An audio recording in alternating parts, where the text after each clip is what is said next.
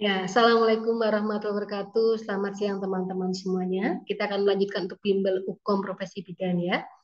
Kompetensi kita hari ini adalah asuhan kebidanan persalinan dan BBL, khususnya pada kegawadaruratan persalinan ya. Mohon izin perkenalkan diri, nama saya Wahyu Pujiastuti dari Poltekkes Kemenkes Semarang ya. Oke, kita akan mulai lihat kasus yang pertama ya. Oke, sudah terlihat ya di layar ya. Untuk kasusnya, seorang perempuan umur 38 tahun, P4A0, pasca persalinan dengan tindakan induksi atas indikasi PEB. Saat ini mengalami perdarahan 1000 mili dan kontraksinya lembek. Hasil pemeriksaan, tekanan darah 70/50 mm Hg, nadi 100 kali per menit teraba lemah, respirasi rate-nya 14 kali per menit, kemudian ekstremitas bawah teraba dingin dan lemah. Ya, langsung terbayang di benak kita, kira-kira diagnosanya apa, kondisinya sekarang bagaimana ya. Sudah terbayang ya diagnosanya ya. Kemudian untuk pertanyaannya, apakah penata laksanaan yang tepat untuk kasus tersebut ya? Ada 5 opsi di sini ya. Yang pertama, A, mengatur posisi kepala lebih tinggi dari jantung. B, mengatur posisi kaki lebih tinggi dari jantung. C, mengatur posisi panggul lebih rendah dari jantung. Kemudian D, memberikan infus RL 500 mili dalam 20 menit pertama. Dan yang E, memberikan oksigenasi dengan kecepatan 2 liter per menit. Oke, teman-teman tidak perlu terburu menjawabnya ya. Kita mencoba menyingkirkan dulu jawaban yang salah satu demi satu.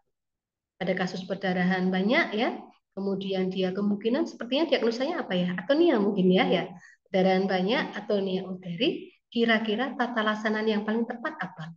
Untuk memperoleh tata laksana yang paling tepat, maka kita singkirkan jawaban-jawaban yang salah terlebih dahulu ya.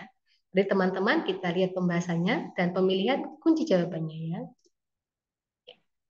Nah, terlihat di sini untuk jawabannya yang tepat adalah mengatur posisi kaki lebih tinggi dari jantung. Kenapa? Kok kita tidak mengatur posisi kepala lebih tinggi dari jantung? Ternyata ini penjelasannya. Posisi kepala tidak boleh lebih tinggi dari jantung untuk memastikan kecukupan suplai oksigen. Dan otak bisa mengendalikan seluruh fungsi organ vital. Jadi otak pemegang kehidupan yang nomor satu ya teman-teman, maka otak harus selalu cukup oksigen. Kemudian kenapa kita tidak memilih juga yang mengatur posisi panggul lebih rendah dari jantung? Ya hati-hati ya, kita harus memastikan bahwa sumber perdarahan tidak boleh lebih rendah dari jantung.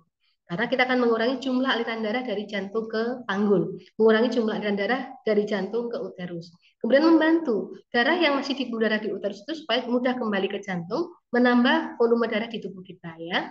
Jadi yang benar posisi panggul harus lebih tinggi dari jantung untuk mengurangi aliran darah ke jantung ya. Kemudian untuk cairan, bagaimana dengan RR 500 dalam 20 menit pertama?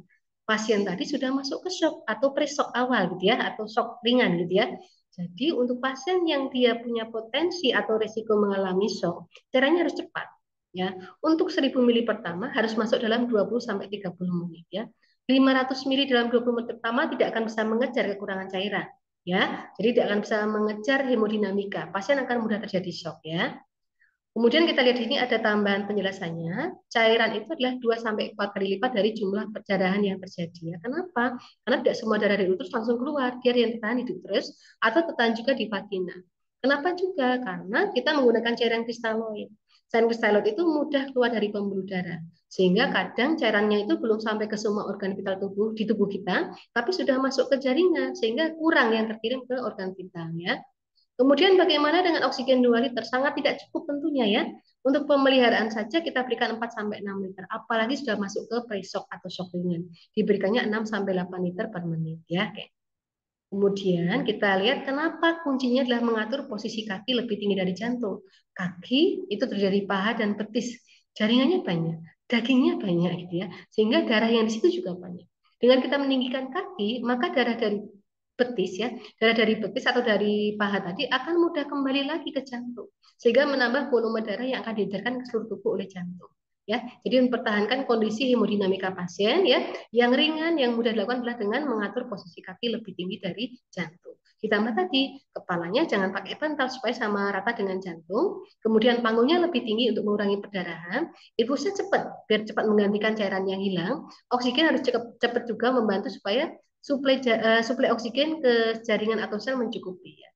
Oke teman-teman, itu tadi pembahasan untuk tata laksana atau niat uteri. Semoga bermanfaat. Terima kasih. Wassalamualaikum warahmatullahi wabarakatuh.